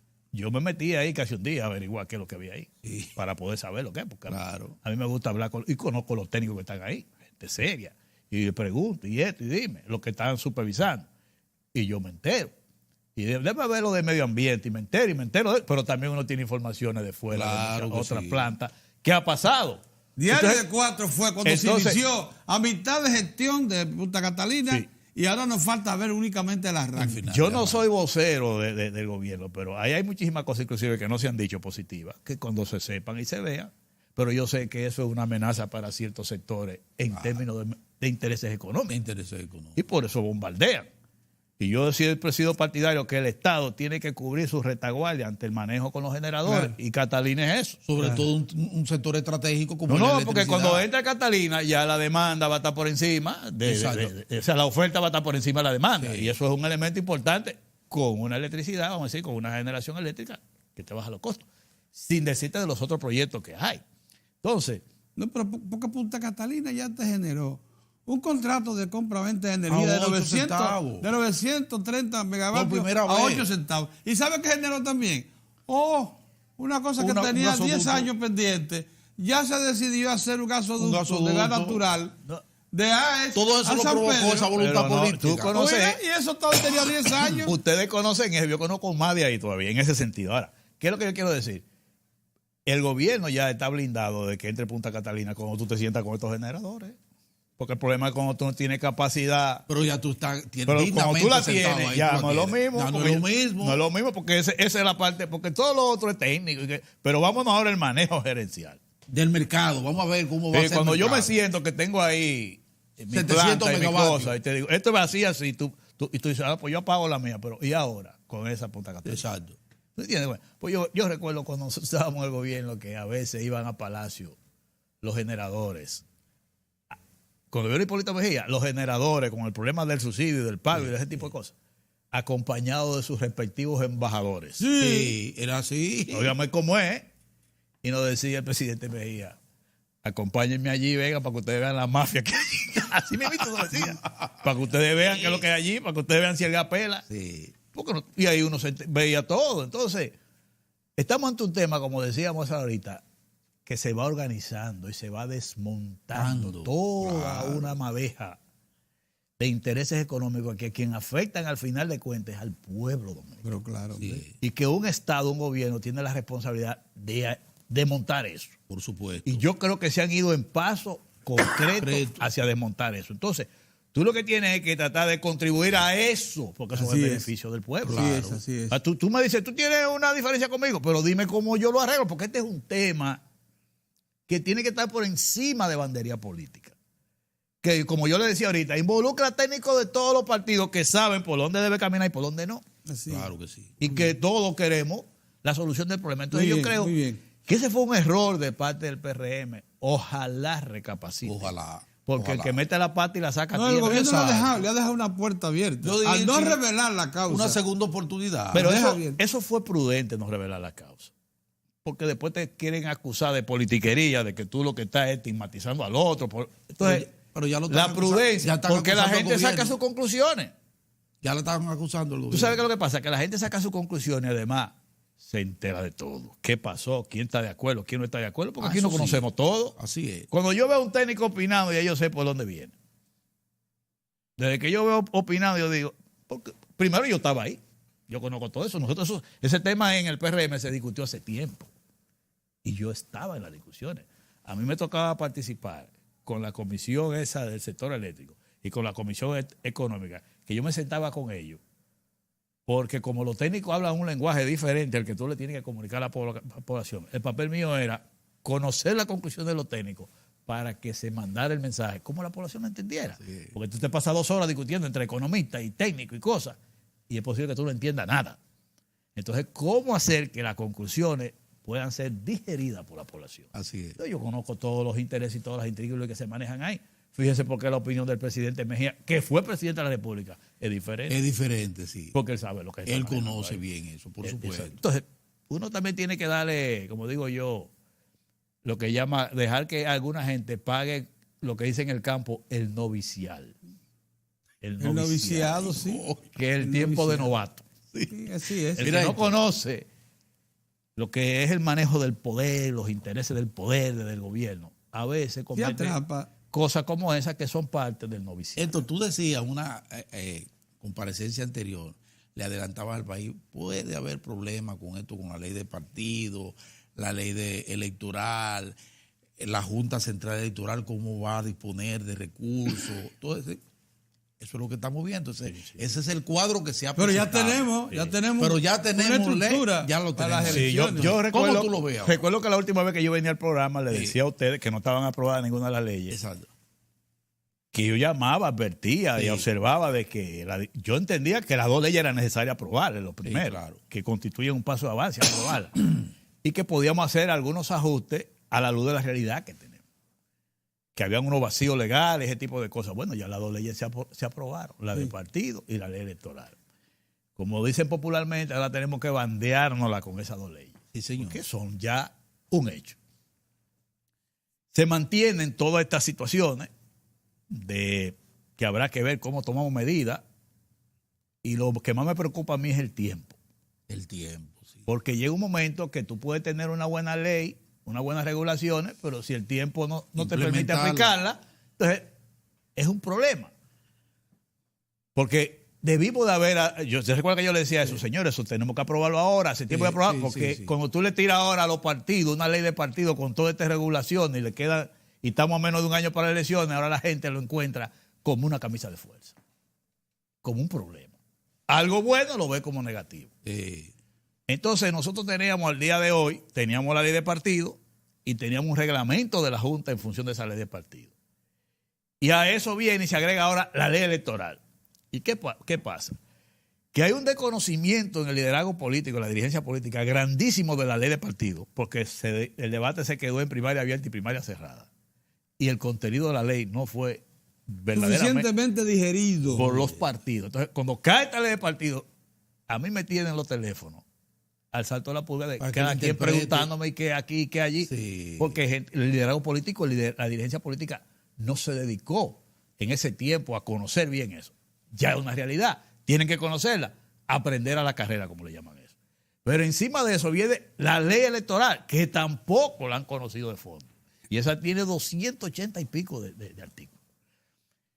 Entonces, cuando tú tienes un reglamento que tampoco lo conocen bien los partidos, tú tienes una ley de partido que tampoco lo conocen bien y tienes una ley electoral que tampoco lo conocen bien y estamos a menos de un año de elecciones, hay un rompecabezas en todos los partidos y en la propia Junta, armando este muñeco, como le diríamos nosotros popularmente. ¿Qué yo veo? El problema es el tiempo, la falta de conocimiento, la falta de información, la capacidad que tú tengas para poderte administrar con toda esa regulación y todos estos controles. Y aquí hay elecciones en febrero del 20 y hay elecciones en mayo. Miren un ejemplo. Lo primero que yo les voy a decir a ustedes es que yo tengo la ley electoral que se promulgó ahora, la que se promulgó, ¿verdad? La velocidad en que llevábamos al final de aprobarlo, se quedó hasta un párrafo fuera de la ley. Sí, se quedó un párrafo fuera. Un párrafo importante. Pero uno nada más. No, pero es importante. Por suerte que tiene solución, pero para que ustedes vean que uno tiene que dar el chequeo. La prisa, sí. La prisa. Hay un párrafo que establece que la Junta tiene que hacer una proclama para cada elección, ¿verdad? Sí. Y ese párrafo establece los plazos. Dice que la Junta, en la ley electoral que teníamos, decía que la Junta tiene que 90 días antes de las elecciones hacer una proclama. Y en esa proclama es que te dice el tipo de elecciones, los cargos que se van a elegir, los lugares, porque en ese tiempo es que tú tienes regulaciones. Sí. Ahora ese párrafo se perdió. Se quedó fuera. Y a ese párrafo, la modificación que se le hacía en el proyecto era que en vez de 90 días sean 100 días. Es decir, 100 días. 100 días. En vez de 90 días antes de las elecciones, 100 días. Que le agregaron 10 más. ¿Qué tendrá eso que hacer la Junta ahora? Sentarse con los partidos y por resolución llegar a un acuerdo. Si son 75, 90, ¿entiendes?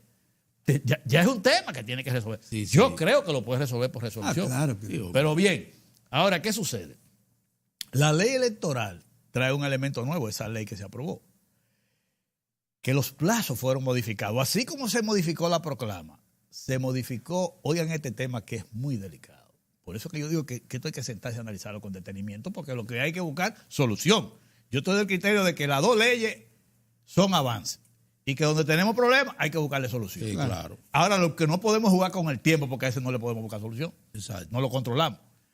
Por ejemplo, el plazo de las alianzas. Vamos a elecciones separadas, una en febrero y otra en mayo. Pero cuando me habla del plazo de las alianzas, me está diciendo... Un límite. Oigan esto, no, oigan esta parte para lo que definimos estrategia política. Antes la ley electoral decía 75 días antes de la elección. Ahora en la que se aprobó le puso 90 días. 90 días. Cuando ustedes calculan, ya le estoy diciendo que son 2 elecciones y son 2 alianzas. Usted va a hacer una alianza para la municipal y una alianza para la presidencial y la congresional, cosa que no se hacían. Ahora, ¿cuál es la gravedad de esto? Que en junio. Que cuando usted le ponga 90 días antes de las elecciones presidencial y congresional, ese 90 días cae el 17 de febrero, es decir, el día antes de la votación municipal. ¿Qué sucede? Que a mí me está diciendo ese plazo que yo voy a tener que depositar una solicitud de alianza antes de saber los resultados de las elecciones municipales.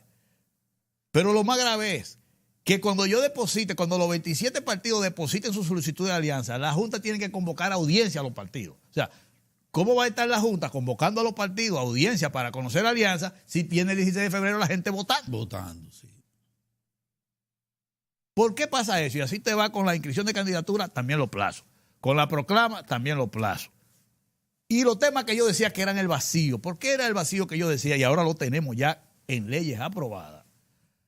Porque lo que sucede es que la ley electoral que se aprobó ahora fue un proyecto hecho en el 2009 por técnicos de la OEA y de la Junta, pensando en las elecciones del 12 y en las elecciones del 16. Elecciones el mismo día. Al tener ahora en el 20 elecciones separadas, esos plazos y esas situaciones entran como en una laguna, en un vacío, porque ahora tenemos elecciones municipales en febrero y elecciones presidenciales en mayo y congresional. Entonces, ¿qué sucede? Tenemos una realidad también, que además de que tenemos elecciones separadas, tenemos una ley de partido aprobada, que no se contemplaba cuando ese proyecto estaba en el Congreso. Entonces, los plazos de la ley de partido, más los plazos que pone la ley electoral a elecciones separadas, llega un momento en que se cruzan, se contradicen y una serie de cosas. Eso hay que resolverlo.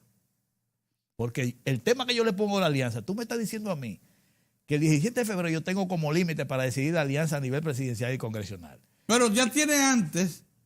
¿En qué fecha de junio? Pero ahí es que voy. Y me está diciendo que para las elecciones del 16 de febrero municipal, en noviembre yo tengo que decidir la alianza para la municipal. Pero ahora el 7 de junio, la ley de partido me manda a reservar la candidatura para alianza a todos los niveles. Entonces yo tengo el tema de la alianza en la ley de partido el 7, el tema de la alianza en la ley electoral municipal en noviembre de este año y el tema de alianza para la presidencial en febrero. O sea, bueno, Mozart, los plazos están ahí. tú me tienes, el tema de la alianza tú me lo tienes en 3 escenarios diferentes, que no está claro, porque tú me estás diciendo entonces que yo me alío en febrero, yo me alío para la municipal con un partido, y si a mí no me va bien o no me conviene como partido esa alianza, la puedo cambiar para la presidencial y la congresional. Eso es un tema. Eso es un tema. Porque tú me estás diciendo que el 7 de junio... No, pero la ley dice que prohíbe esos trasvases. Así. No lo puede prohibir porque porque que la ley nueva me está diciendo a mí que yo tengo un plazo para las elecciones... Para las elecciones municipales me está diciendo que en noviembre. 90 días antes, sí. yo tengo como límite para el depósito de alianza. Pero no diga que la ley de partido lo que hace precisamente es evitar el transfugismo. Sí, pero el transfugismo ya es que tú no puedes participar en la misma elección si tú has participado en un proceso interno de un partido. Esa es otra cosa. Es otra cosa. Aquí el tema delicado que tenemos es que ahora mismo en la mente de los partidos no existe la posibilidad de que tú puedas hacer 2 alianzas y que la puedas cambiar. Porque la ley de partido del 7 de junio te manda a reservar todas las candidaturas que tú vayas a reservar a todos los niveles en función de una alianza, pero va a ser una alianza de boca. Porque tú simplemente lo que vas a reservar candidatura no es que la Junta te la ha aprobado. Porque la Junta te está diciendo que el depósito de alianza es en noviembre para la municipal. Yeah. Y te está diciendo ¿cuál es el espacio para resolver ese tipo de situación? Yo oí al presidente de la Junta ayer hablando de que ellos no han podido, no han analizado el impacto de la nueva ley electoral en el pleno de la Junta. Que hoy era que iban a comenzar. No deberían hacer eso rápido. Oye, a mí me preocupa eso. Sí, preocupante. Porque yo soy de lo que digo. Por ejemplo, tú me dirías a mí, ¿y qué tú harías con una situación como esa de la alianza? Yo haría. ¿Cuál es el procedimiento para aprobar una alianza en la Junta? La Junta tiene que hacer un reglamento de alianza donde se especifica que la alianza es parcial, es total, todo ese tipo de cosas. Primero aprobar ese reglamento. Y en función de ese reglamento es que yo creo que los partidos deben hacer la reserva. Porque yo no puedo reservar candidaturas si va a haber un reglamento. Y si yo no tengo las reglas de juego definidas en un reglamento, ¿cómo tú me mandas a reservar candidatura en junio? Exactamente. Un asunto de procedimiento. Segundo, que debían de depositarse en la alianza y aprobarse. Primero definir si la alianza es general o es en 2 etapas. Inclusive en el cronograma que la Junta hizo, que se aprobó, que todos los partidos aprobamos, antes de aprobarse esta ley electoral ahora, esta semana, está al final del cronograma. Ellos dicen cosas por definir. Si la alianza es una sola, si la proclama es una sola, eso vacío que yo le estoy diciendo, la Junta lo tiene interrogante. Pero ya se acabó el interrogante. Ya está en la ley. ¿Me entiendes? Mira, nos queda un minuto. Ese es un cuadro. Nos quedan 2. 2 minutos. Oiga, ese es un cuadro que necesita de la cabeza de todo el liderazgo político y de la propia Junta para que vayamos definiendo. Porque imagínense que en mi cabeza yo le estoy explicando, cuando yo le estoy explicando a varias gente eso, me dice, Héctor, yo estoy loco, mi cabeza no me da para entender todo eso. Y yo, pues así. Mira, Héctor, nos queda 2 minutos. El periódico hoy trae un engendro, hoy, precisamente, que es una participación de la representante de Transparencia Internacional. Ah, sí. Donde esa dama dice, aquí viene, todo el mundo opina, que no está de acuerdo con el voto electrónico, porque el voto electrónico, de acuerdo a esa dama, trae consigo posibilidades de fraude, de manipulación, que no es seguro. Ahorita están los rusos decidiendo quién gana aquí, sí, según esa ella, especulación. Exactamente. ¿Cómo lo ves tú como técnico? Mira, y por tu experiencia. Mira, es una discusión que está en el mundo, en América Latina, sobre el voto electrónico. Hay quienes están en contra y quienes están a favor. Es una discusión generalizada. Ahora, lo que sí es claro es que en los sitios que se ha ido aplicando esa tecnología del voto automatizado, se ha ido haciendo por etapas. Porque tú tienes que irte ganando la confianza, la credibilidad en el sistema, pero además la gente tiene que recibir la educación. Y la educación necesita de un tiempo prolongado. Es decir, tú necesitas hacer una educación y como le llaman, crear conciencia a la gente e incentivarlo antes de aplicarlo. Porque, ¿qué sucede? El voto, como se habla claro, de que tú vas a ir a una computadora y vas a marcar tú esto. Pero ¿y cuántos dominicanos saben eso de la noche a la mañana, que tienen la vida entera marcando una boleta? Cambiar a ese sistema requiere de tiempo. Por eso yo he dicho que la Junta lo que debe hacer es, con la primaria de los partidos, es un plan piloto. Coge el 10% de los centros de votación y aplique la tecnología, pero no ponga el proceso entero en manos de eso. Porque si eso falla, se embromó el proceso entero. Es verdad que algunos países, inclusive que tienen el voto electrónico, lo han echado para atrás por los inconvenientes. Ahora, hay otro que ha sido maravilloso. Sí. Entonces, ¿qué es lo que significa? En 5 minutos no sabe lo que hay ya. ¿Qué es lo que significa? Todo cambio en un sistema de votación, en una cultura, requiere de tiempo. Recuérdense la boleta única. Y de educación. Recuérdense la boleta única. Toda una campaña. Y hubo muchísimas boletas anuladas en esas elecciones. ¿Ustedes recuerdan? Pero se ha ido imponiendo. Exactamente. Entonces yo creo que la Junta, que ha estado el error de la Junta, que quiere poner el sistema del voto automatizado en el costo de la primaria, lo que no es posible, porque es una inversión fija para la institución, no para ese proceso. Caray. Yo lo que creo que lo que la Junta tendría que hacer es un plan piloto. El 10% de los centros de votación, aplicarlo. Si te funciona, usted puede seguir. Muy bien. En Colombia ha sido así por provincia. Muy bien. Hermano, muchísimas gracias, como siempre, edificante. Nosotros volvemos mañana, Dios mediante.